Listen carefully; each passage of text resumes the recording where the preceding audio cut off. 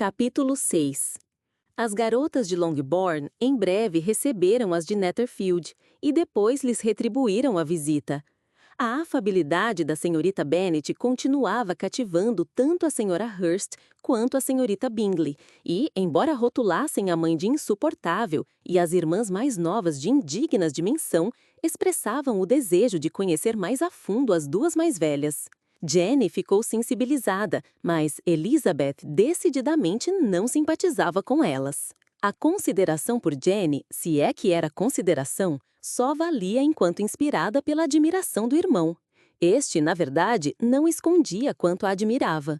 Mas Elizabeth também via como a irmã cedia à preferência que no seu espírito alimentava desde o primeiro dia em que o vira, caminhando a passos largos para o amor. Contudo, era com prazer que considerava a impossibilidade de tal fato se tornar de domínio público, uma vez que Jenny nunca permitiria qualquer suspeita impertinente. E compartilhe o fato com a senhorita Lucas. Talvez seja agradável para uma pessoa, replicou Charlotte, ser capaz de, em tais casos, iludir a opinião pública. Mas essa mesma reserva pode se tornar uma desvantagem. Se uma mulher é igualmente hábil em esconder sua afeição do objeto que a motiva, ela se arrisca a perder a oportunidade de cativá-lo, e de nada adiantará manter os outros na mesma ignorância. Em 9 entre 10 casos, seria preferível uma mulher mostrar mais afeição do que sente. Bingley gosta da sua irmã, mas pode não ir mais além, se ela não lhe der um sinal. Mas ela o faz, tanto quanto sua natureza permite. Se até eu vislumbro os sentimentos que Jenny nutre por ele, ele é um tonto se não os percebe. Ele não conhece tão bem quanto você a natureza de Jenny. Mas, se uma mulher gosta de um homem e não faz nada para esconder, ele vai acabar descobrindo. Talvez isso seja verdade, se ele estiver junto dela o suficiente. Ora, embora Bingley e Jenny se encontrem com frequência, nunca é por muito tempo. E, como quando se vem é sempre perto de muita gente, fica impossível aproveitar todos os momentos para conversarem um com o outro. Jenny deveria, assim, desfrutar ao máximo a escassa meia hora em que detém a atenção dele. Quando finalmente estiver segura do amor dele, pode se apaixonar como bem entender. Tudo isso está muito certo, replicou Elizabeth, para aqueles casos em que o que prevalece é o desejo de se casar bem. Se um dia eu resolver arrumar um marido rico, ou simplesmente um marido, creio que adotarei seu sistema. Mas não é este o caso de Jane. Ela não persegue um objetivo. No ponto em que as coisas estão, ela não pode nem sequer estar certa da natureza dos próprios sentimentos, quanto mais da sua sinceridade. Conheceu-o há apenas 15 dias. Dançou 2 vezes com ele em Meryton, viu-o uma manhã na casa dele e desde então jantou 4 vezes em sua companhia. Como pode ver, não é suficiente para ela se familiarizar com o jeito de ser dele. Claro que não, do modo como você conta. Se ela tivesse se limitado a jantar com ele, mas passaram muitas horas juntas em 4 ocasiões. Sim, essas 4 noites mostraram que ambos gostam mais de 21 do que de outro jogo, mas não creio que tenha servido para muito além disso. Bom, disse Charlotte, de coração desejo boa sorte para Jenny. Se ela se casar com ele amanhã, eu diria que a possibilidade de ser feliz é tão grande quanto se tivessem passado 1 ano se conhecendo melhor. A felicidade no casamento é uma questão de sorte. Por mais profundos que sejam o conhecimento mútuo ou a identidade entre as partes antes do enlace, estes fatores em nada contribuem para a felicidade. Quanto menos conhecer os defeitos daquele com quem se vai passar o resto da vida, melhor será. Você me diverte, Charlotte, mas isso não faz o menor sentido. Você mesma não agiria assim. Ocupada em observar a atenção que o Sr. Bingley concedia à sua irmã, Elizabeth estava longe de suspeitar de que ela própria se tornara objeto de certo interesse aos olhos de Sr. Darcy. A princípio, ele lhe admitiram uma certa beleza, quase com relutância. No baile, olhara para ela sem admiração, e na vez seguinte olhou-a apenas para criticá-la.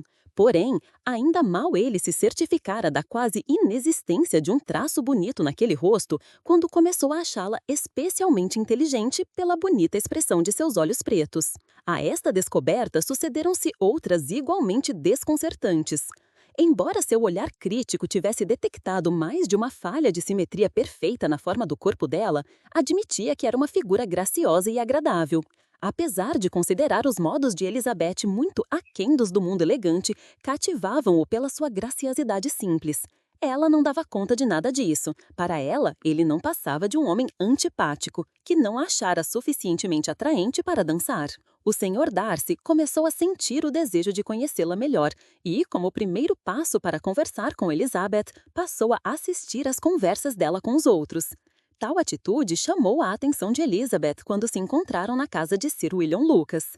Que pretenderá o Sr. Darcy ao escutar minha conversa com o Coronel Foster? É essa uma pergunta a qual só o Sr. Darcy poderá responder. Mas, se ele tornar a fazê-lo, garanto que lhe direi na cara que sei bem o que pretende. Ele tem uma maneira de olhar bastante irônica. Se eu não lhe mostrar minha insolência, em breve ficarei aterrorizada por ele. Como nesse preciso momento o Sr. Darcy se encaminhava em direção a elas, a senhorita Lucas, embora sem mostrar alguma intenção de abrir a boca, incitou a amiga a falar. Elizabeth, sentindo a provocação, voltou-se para ele e disse: "Não acha, Sr. Darcy, que me exprimi especialmente bem quando há pouco atormentava o Coronel Foster para organizar um baile em Meryton? Com grande energia, mas esse é um assunto que torna qualquer senhorita enérgica.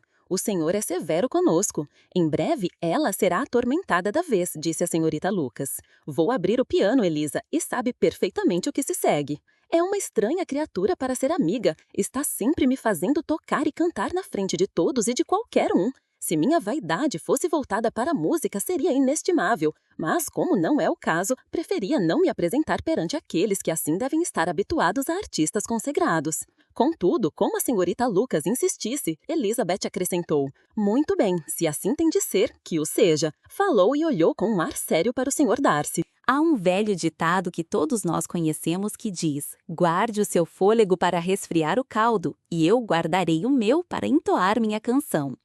A atuação de Elizabeth foi agradável, embora de modo algum excelente. Depois de uma canção ou duas, e antes que pudesse responder à insistência das várias pessoas para ela cantar de novo, o lugar ao piano foi avidamente ocupado por sua irmã Mary, que, em consequência da sua feiura, se aplicara na aquisição de conhecimentos e dotes, vivendo na ânsia constante de exibi-los. Faltava talento a Mary, que tampouco tinha bom gosto, e, embora a vaidade a tivesse tornado aplicada, emprestara-lhe também certo ar de superioridade e afetação nos modos que por si só prejudicariam um grau de perfeição mais elevado do que o que ela atingiria.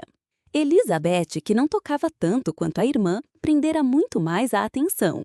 Mary, após um longo concerto para compensar o elogio e a gratidão, tocou áreas escocesas e irlandesas alegremente, a pedido das irmãs mais novas que, com algumas das senhoritas Lucas e assistidas por 2 ou 3 militares, formaram um pequeno grupo de dança numa das extremidades do salão.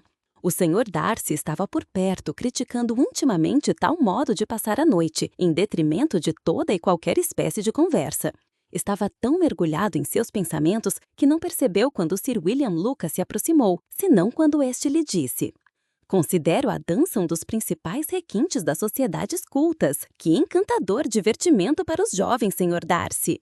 "Perfeitamente de acordo, meu senhor. E tem também a vantagem de ser popular entre as sociedades menos cultas do mundo. Qualquer selvagem sabe dançar."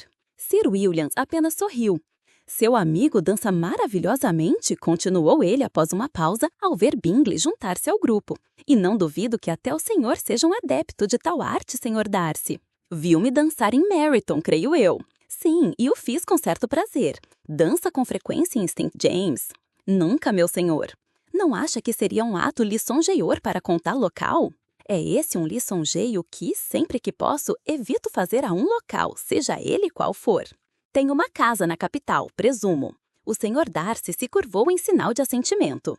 "Tive certa vez a intenção de me estabelecer na capital, pois tenho uma predileção pela alta sociedade, mas não tinha certeza de que Lady Lucas se daria bem com os ares de Londres", explicou Sir William. Fez uma pausa na esperança de uma resposta, mas seu interlocutor não estava disposto a dá-la. Como nesse momento Elizabeth passava por eles, ocorreu-lhe de súbito a ideia de um gesto deveras galanteador e chamou-a.